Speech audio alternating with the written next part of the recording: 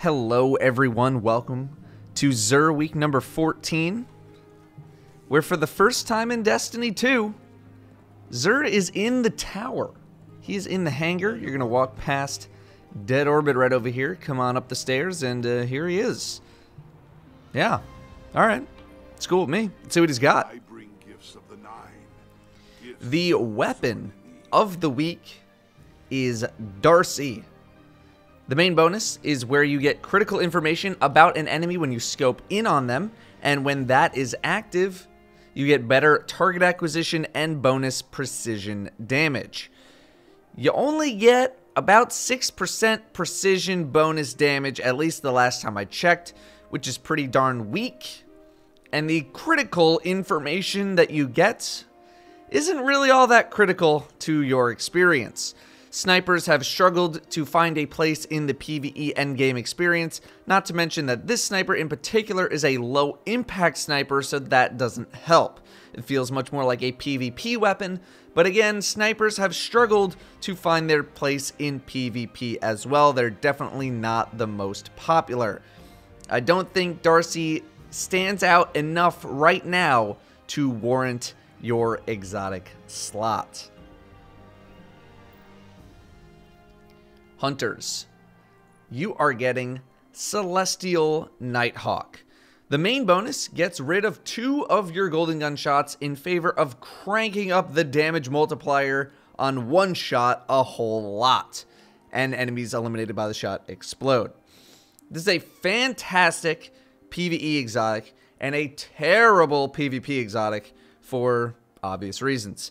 Having a Celestial Nighthawk on your team is really nice, providing a huge burst of damage on anything you want, essentially deleting that thing from the game. It works great in strikes due to the usual timing of your super coming up and you and your team typically fighting some sort of mini boss or high health threat, and works great in the raid to take down a priority target or just blast a boss in the face for a ton of damage. You do lose out on producing a potential lots of orbs for your team though, so that is something to consider. And making 6 orbs with golden gun for 5 people is pretty darn valuable. Maybe not in the Eater of Worlds lair due to the fact that there's so many ads and people chain their supers pretty easily already, but regardless, it is still a valuable effect that you will now be losing. Either way, great exotic, you should grab one. Titans, you are getting Hallowfire Heart. The main bonus drastically speeds up the refresh rate on your cooldowns when you have your super. This effect is incredibly potent in Nightfalls with Torrent and is otherwise not too shabby.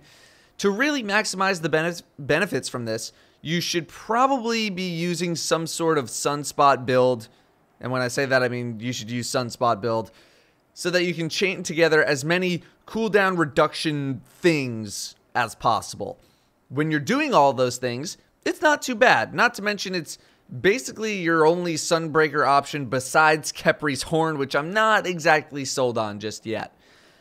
The thing is, though, you do actually need to put in some amount of effort when wearing this, making sure that you chain your kills and get your sunspots. So just keep that in mind, especially because you can't use your super while you're using this, otherwise you'll lose the effect, and your super generates the most amount of sunspots out of anything that you're going to do. And not being able to use your super, in general, that's kind of lame. You know, it doesn't have the same potency, this exotic. It doesn't have the same potency as the effect that it provided in Destiny 1. At least I don't think it does, I don't know. Warlocks, you are getting Eye of Another World, which gives you some cooldown reduction and it highlights priority targets. This is the white bread of exotics, as middle of the road as you can possibly be. It's not bad, it's not amazing. The cooldown reduction is equal to 3 mods worth of cooldowns, 1 of each ability, so that's not bad. And I kind of like the priority target highlight thing.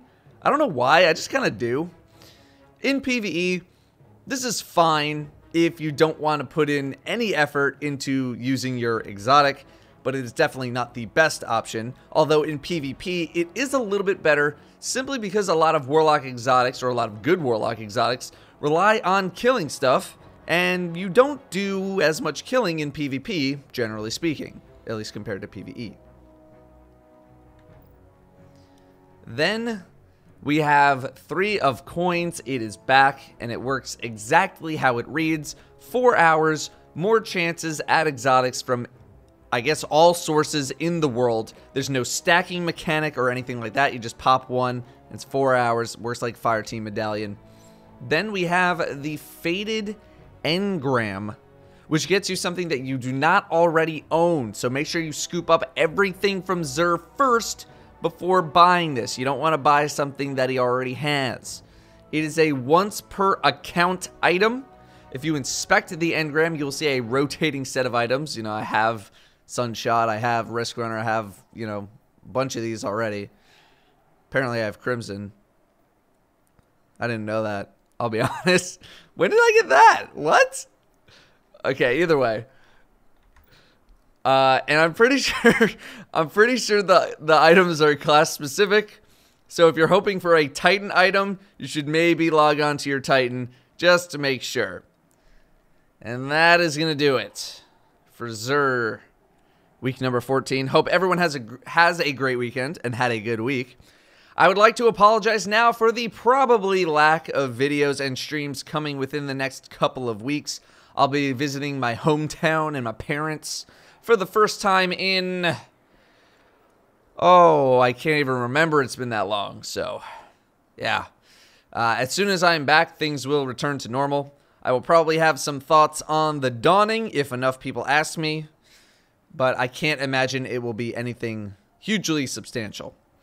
But that is all from me. Thank you very much for watching. Again, have a great weekend, and I will see you all next time.